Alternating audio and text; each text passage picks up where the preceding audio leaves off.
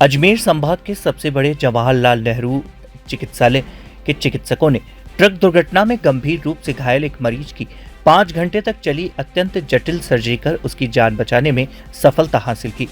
दुर्घटना में मरीज की कई फसलियां टूट गई थी, फेफड़ा पूरी तरह पिचक गया था और डायफ्राम फटने के कारण लीवर, आंतें तथा अन्य पेट के अंग सीने में पहुंच गए थे।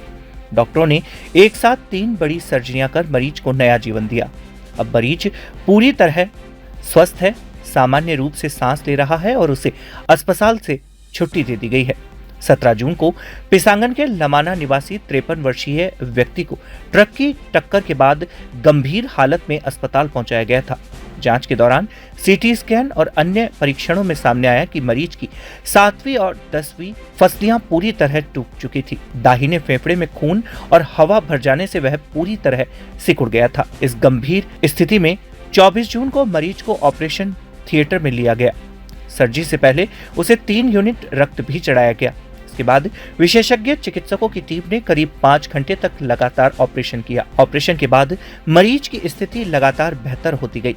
अब वह बिना ऑक्सीजन सपोर्ट के सामान्य रूप से सांस ले रहा है और पूरी तरह स्वस्थ होने पर उसे अस्पताल से छुट्टी दे दी गई है। जवाहरलाल नेहरू आयुर्विज्ञान महाविद्यालय अजमेर और जवाहरलाल नेहरू चिकित्सालय में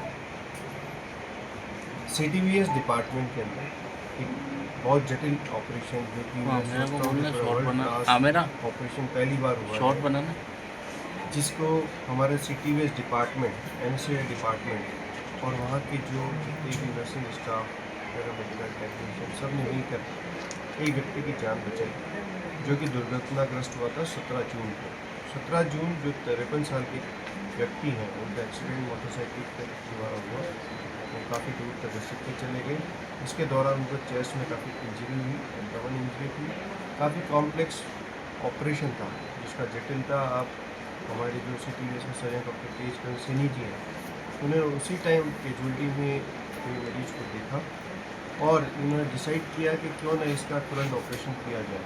उन्होंने CTVS ऑपरेशन थिएटर में लेके गए। वहाँ पर तो देखा कि इसमें तो काफ़ी कॉम्प्लेक्स है, इसमें तो हर्निया भी है, एब्डोमिनल इंजरीज भी है। तो काफ़ी कॉम्प्लेक्स ऑपरेशन को देखते हुए उन्होंने तुरंत रिब को जो फ्रैक्चर की मल्टीपल जगह से, जिसको प्लेन चेस्ट भी कहा जाता है, उसकी ऑपरेशन की तैयारी की। उसके साथ साथ हाइटस हर्निया और जो एडिनोलाइसिस होता है, पलोनल फाइब्रोस चिपक जाते हैं, उनका भी तीनों का मिक्सचर एक ही सिटिंग में उन्होंने लंबा ऑपरेशन किया। उनके CTVS डिपार्टमेंट के जो डॉक्टर्स हैं, सर्जिकल टीम है, एनेस्थीसिया टीम है, सभी ने मिलकर इसको अंजाम दिया और आज ये व्यक्ति बिल्कुल स्वस्थ है, डिस्चार्ज करने तैयार है। तो जवाहरलाल नेहरू आयुर्विज्ञान महाविद्यालय अजमेर की ओर से एक और सौगात है मरीजों के लिए। बहुत जटिल ऑपरेशन जो कि विश्व स्तरीय पहली बार यहाँ पर हुआ है।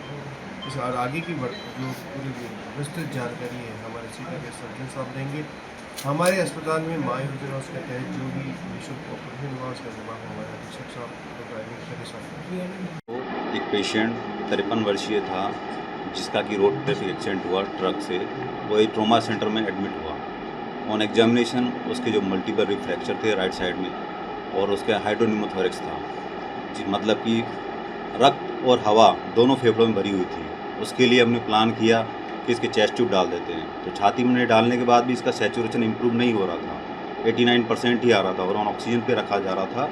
8 से 10 लीटर ऑक्सीजन पे इसको दी जा रही थी। उसके बाद 3-4 दिन तक वेट किया, ये इम्प्रूवमेंट नहीं हो रहा था। उसके बाद फिर हमने इसको ऑपरेट करने का प्लान किया। ऑपरेट 24 तारीख को ऑपरेट के लिए लिया गया। तो हमने इसका जो adhesiolysis of right lobe of right lung of lower lobe था उसके लिए लिया था और रिब फिक्सेशन के लिए लिया था।